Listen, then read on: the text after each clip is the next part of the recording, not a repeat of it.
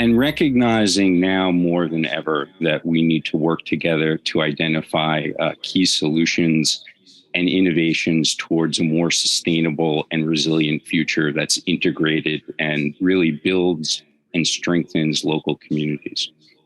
I'd like to also build upon what we just heard from our esteemed colleague from Zambia, recognizing from the recent spring meetings, IMF, World Bank, that we are dealing with a tightening fiscal space.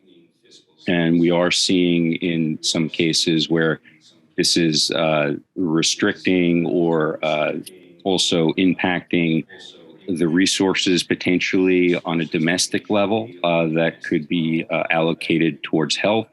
but also some of the challenges that might mean for financial flows, particularly private sector financial flows, as we're dealing with higher inflation, and also in countries, particularly sub-Saharan Africa, where debt is and repayment of debt is a challenge. And so for PEPFAR, which, as we know, and I am truly privileged and blessed to be part of, has an incredible and extraordinary success over the last 20 years, where we've had investments of over $120 billion, where we have saved many millions of lives and also improved the lives of many millions, particularly for women, children, and vulnerable populations. And our chief executive, Ambassador John Nkengasong, first ever national from the African continent, has provided a truly extraordinary vision of where PEPFAR and the program, through his 5x3 strategy, is heading towards a more sustainable future. And from my perspective as a chief innovation officer, focusing on our co-investment policy and sustainable health financing for our programs, looking at particularly several areas that we've heard previously. First, looking at efficiency. Are the resources there that are in the system being leveraged and aligned as best as possible? Sufficiency in terms of, for example, we know coming up at UNGA in the fall, looking at universal health coverage, are there enough funds within the system itself to support those goals?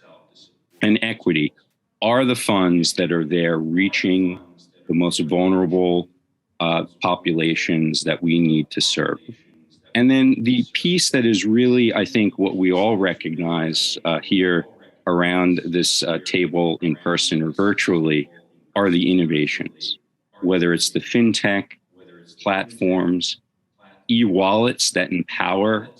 consumers and demand-driven financing, and new types of, as we've heard from our colleagues from Unitaid, whether it's formulations or diagnostics,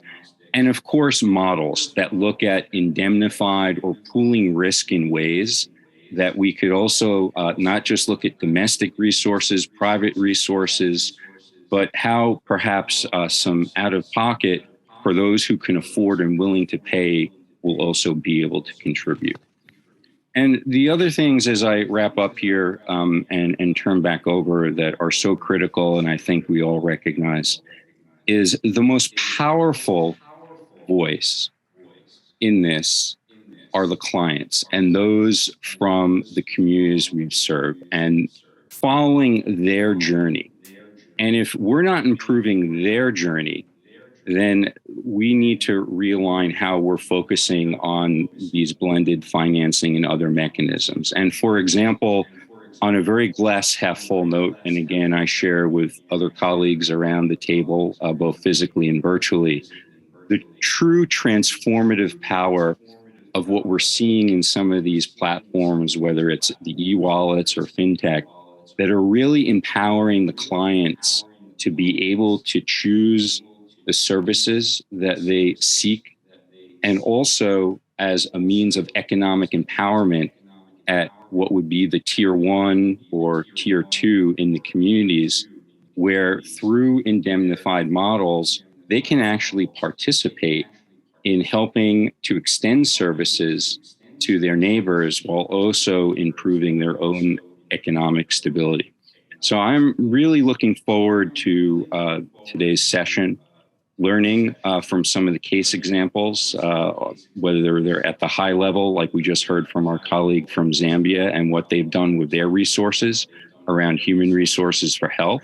but also the entrepreneurs and other investors that are looking at these innovations that could be truly game-changing in improving quality of service,